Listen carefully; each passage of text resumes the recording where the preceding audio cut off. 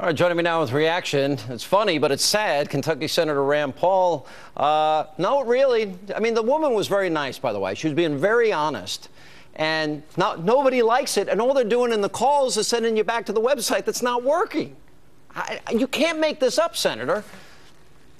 Well, you know, it doesn't surprise me. I've dealt with government for over 20 years in the practice of medicine. And if we have a question we want to ask Medicare, it can sometimes take an hour. The people in my office would get on speed dial and just keep dialing over and over, and then they'll only answer 2 questions. So the government's just not very efficient at handling this, and that's why it's a big danger turning a sixth of your economy. Our healthcare is a sixth of our economy. Turning all that over to government in one fell swoop, I really think the glitches are going to last quite a while. Yeah, well, the other thing is I actually I was on the air today. We made another call in. First we got hung up on. Then I made another call. Then I was put on hold, and they played nice government music for me. And then finally she said, no, I got to recommend you to a supervisor. The supervisor's telling this poor girl what to tell me, and eventually said, shut him down, shut him down. That's what the phone line did today. Yeah. No, I don't anticipate that this is going to resolve itself soon. And the big thing that I think people are going to discover about this is that if you mandate what is included in your insurance policy, but you say it has to cover all kinds of new things that haven't been covered, it has to be more expensive. There's no way it can be cheaper. It has to be more expensive if you mandate what it includes. All right, we've been putting up, and we're going to continue to do so again tonight, just for the benefit of our audience, the Heritage Foundation study, and they went state by state what the premiums are going to increase. Forbes magazine says 99% for men, premium increase, 62% for women. 45 states altogether are going to have higher premiums. My question, Senator, is if that's the case, why did we do this when the president said that would not be the case?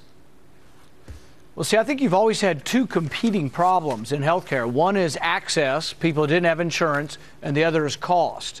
I think they are really going after the access. They're trying to give everybody insurance, but they ignored the cost of the insurance. And in my 20 years of practicing medicine, the biggest complaint I got from people who paid for their own insurance or who were employed or who were employers was the cost of insurance. And I think this reform has done nothing to the cost. In fact, I think it's going to elevate the cost of your insurance. Yeah. And one of the worst things, now the government, I'm going to play, they've put together these propaganda ads. In spite of all the difficulties they've had, they can't just be honest about it. So they get young people. This is the greatest thing ever. We'll run them during the show tonight. Here's one of them. I couldn't wait for the health insurance marketplace to open. I knew my husband and I were going to save money. We've been spending a fortune on health insurance each month. The site was very easy to use, and the customer service representatives were patient and helpful. The plan I picked will save us hundreds of dollars each month. It has better coverage, lower deductibles, and lower copays. I couldn't be happier that my family and I are covered. You can be covered too. Go to the health insurance marketplace at healthcare.gov. They're telling us something that to me is like old former Soviet Union propaganda. Doesn't it sound like it to you? The thing about it is, if it's so good and it's free and it's going to be so easy to get on the website, why do they have to advertise to get you to do it? Why are they going door to door trying to convince people that Obamacare is so great? I mean, if it's supposedly free and cheaper and it's going to be the best thing since sliced bread, why do we have to convince people to go buy it? I think they're deathly afraid that young, healthy people are going to look at this and say, this isn't any better than what I've got currently, and it may be more expensive than what I have currently. All right, I love what you're pushing here, and this is a constitutional amendment for Congress, and that is that the laws and burdens they place on we the people, that they must apply to them as well. What a great idea. Well, Martin Luther King wrote in the letter from a Birmingham jail, he said that a just law is a law that applies to everyone, has to be binding on everyone, and that if you exclude certain special interest groups from a law, that's the exact definition of an unjust law. So I think this is an amendment that really everybody ought to be able to agree to. There have been a lot of times in our history. Originally, congressional members were exempt from Social Security. That's not true now because people got mad about it. But really, the law should be applied equally to everyone. I think that's a basic precept of the law. So I really think maybe we'll get some bipartisanship on this, and maybe we'll get it passed. We'll see. All right, let me play one other cut for you. And this is the president, Jay Carney, Kathleen Sebelius, I think should be fired. But anyway, this is them in denial about how bad this thing is. Listen to them, and I want you to respond to them. This system is not failing.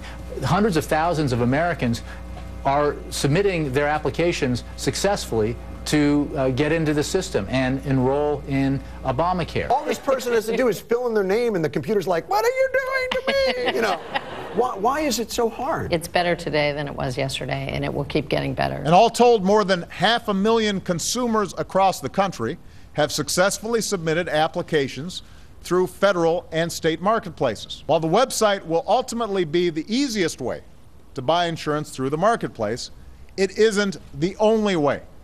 Now, I want to emphasize this. Even as we redouble our efforts to get the site working as well as it's supposed to, we're also redoubling our efforts to make sure you can still buy the same quality, affordable insurance plans available on the marketplace the old-fashioned way, offline. Now, before you answer, here's the president. Say, oh, it's so easy as buying a TV on Amazon. Listen to this. Just visit healthcare.gov, and there you can compare insurance plans side by side the same way you'd shop for a plane ticket on Kayak or a TV on Amazon. You enter some basic information, you'll be presented with a list of quality, affordable plans that are available in your area with clear descriptions of what each plan covers and what it will cost. You'll find more choices, more competition, and in many cases, lower prices. Most uninsured Americans will find that they can get covered for $100 or less. It's all not true. What's your reaction to what they say versus what the reality is? Well, the thing is about this, Sean, is this is a fundamental misunderstanding. Liberals have no idea of how capitalism works. They have no idea why, when you go to Walmart, products are cheap, how they get from one point to the other, and how they're distributed in such a cheap fashion. Imagine this. Imagine if we took Obamacare and put it in Walmart, and you had a $10 copay, and then you could fill your card up with whatever you wanted. That's what would happen. I mean, it's a disaster, but they don't understand the intricacies of how the profit motive and how you, the efficiencies that go into distribution and trade, and how you can get something, you know, a T-shirt now for $9 because of global trade efficiencies in the marketplace. The government can never duplicate that because the government is inherently inefficient. Well said. Senator, good to see you. Thank you.